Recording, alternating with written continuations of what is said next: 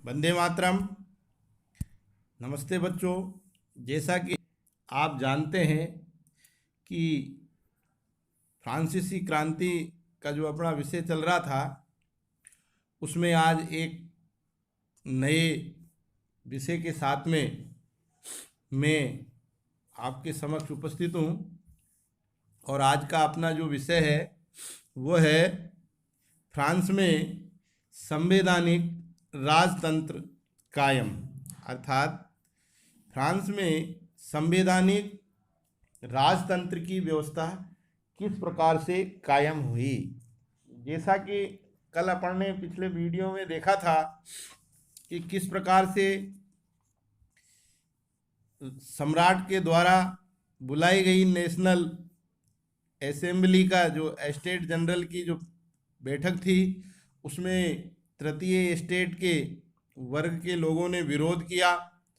और उस विरोध के फलस्वरूप उन्होंने बारसाई के स्टेडियम को असेंबली बना दिया। इसके आगे फिर क्या हुआ कि जिस समय तृतीय स्टेट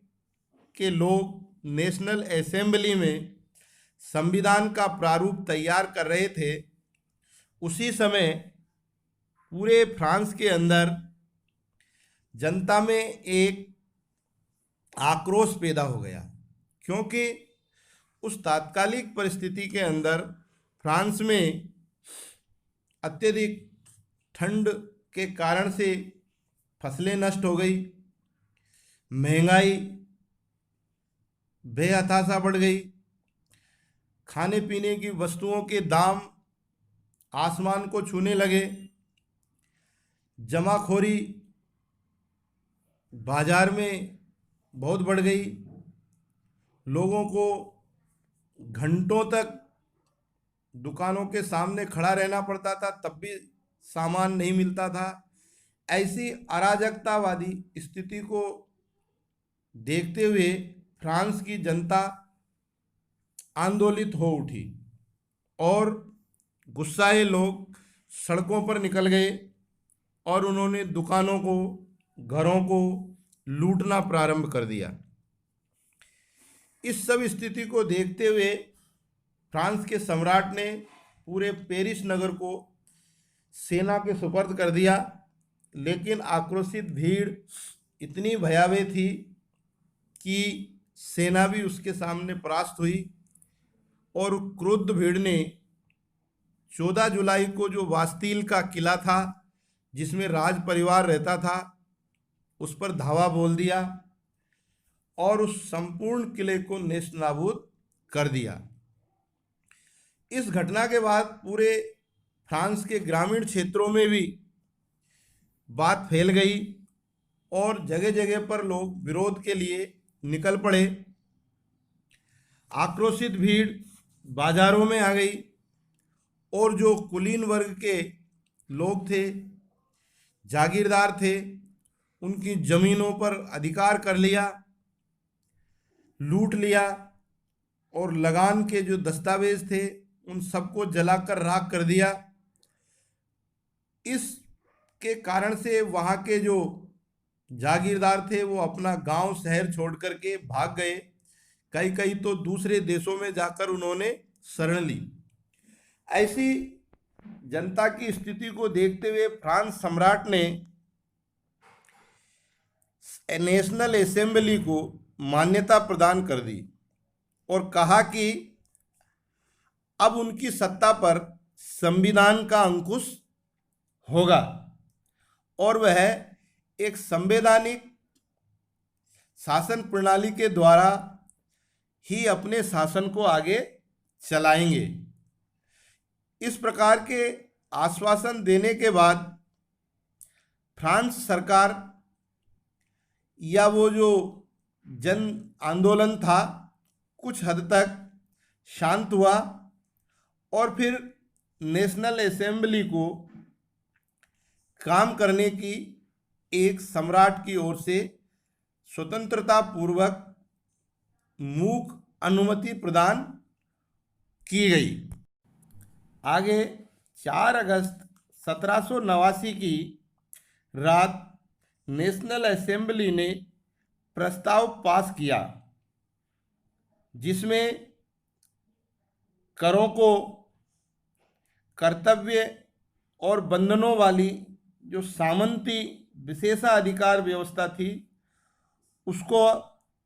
समाप्त करने का एक आदेश पारित किया गया,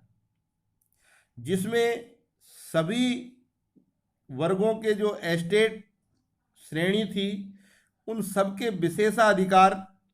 समाप्त कर दिए गए और पूरे फ्रांस में जो चर्च के द्वारा धार्मिक कर लगाया जाता था उसको समाप्त कर दिया गया। चर्च की संपत्ति राष्ट्रीय संपत्ति घोषित कर दी गई, जिसके फलस्वरूप 20 अरब लिब्रे की संपत्ति पर फ्रांस सरकार का अधिकार हो गया।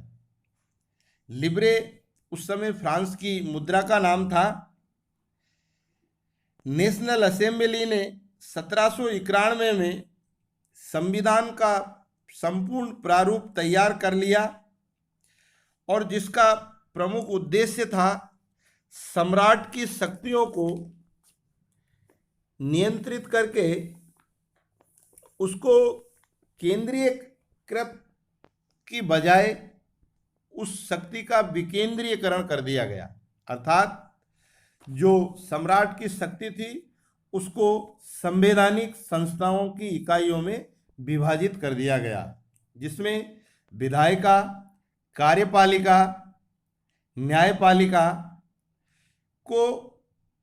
एक स्वतंत्र संवैधानिक अधिकार के द्वारा शक्तियां हस्तांतरित कर दी गई, जिसके फलस्वरूप फ्रांस के जो संवैधानिक राजतंत्र था उसकी नींव वहाँ पर रख दी गई और इसके बाद सम्राट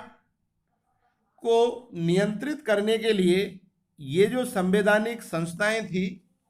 इनका नियंत्रण आ गया। और मोटे तौर पर हम कह सकते हैं कि फ्रांस में एक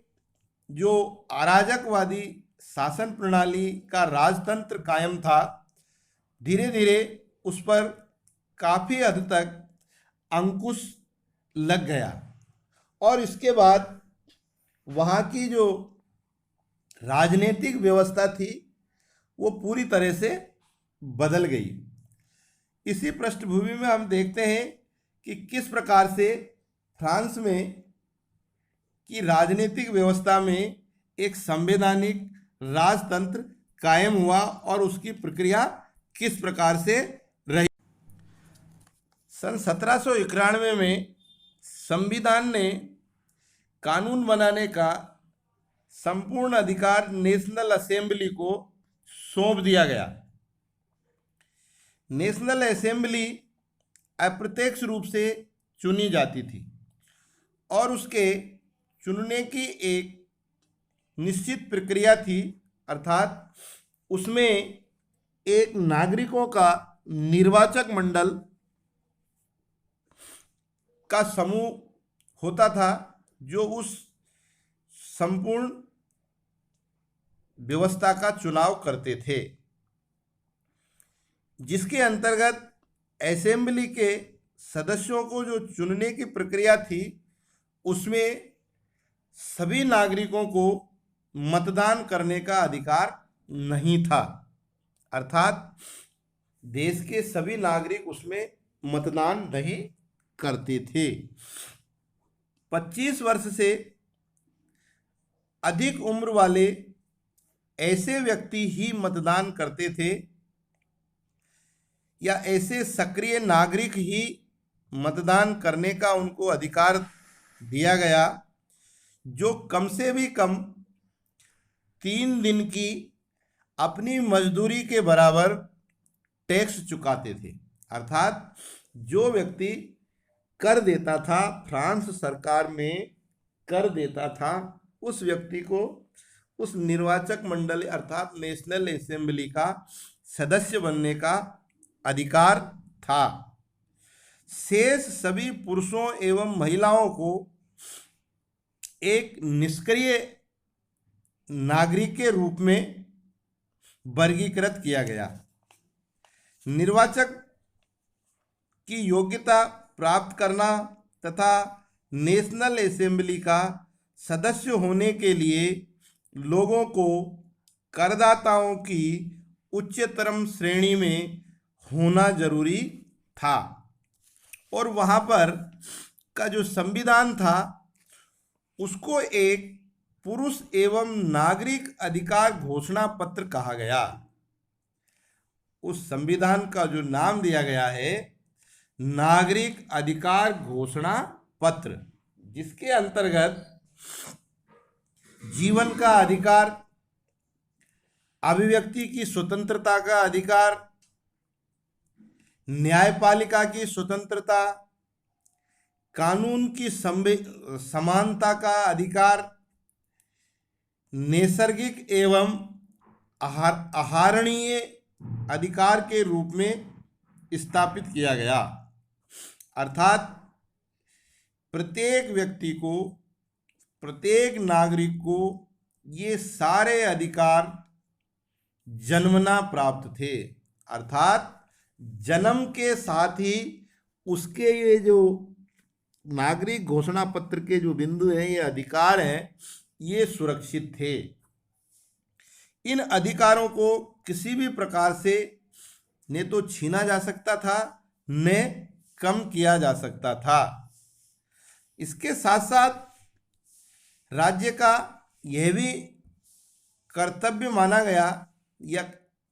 शासन का यह भी कर्तव्य निर्धारित किया गया कि वह प्रत्येक नागरिक के ये जो नैसर्गिक अधिकार हैं, जो उनको संविधान के द्वारा प्रदत्त किए गए हैं, इन अधिकारों की वह रक्षा करेंगे। इनमें किसी प्रकार की अगर उल्लंघन होता है, त्रुटि होती है, तो ये इनकी सुरक्षा करने का दायित्व वहाँ की राज सत्ता को था। अर्थात राज्य सत्ता इन अधिकारों की रक्षा को नियंत्रित करेगी।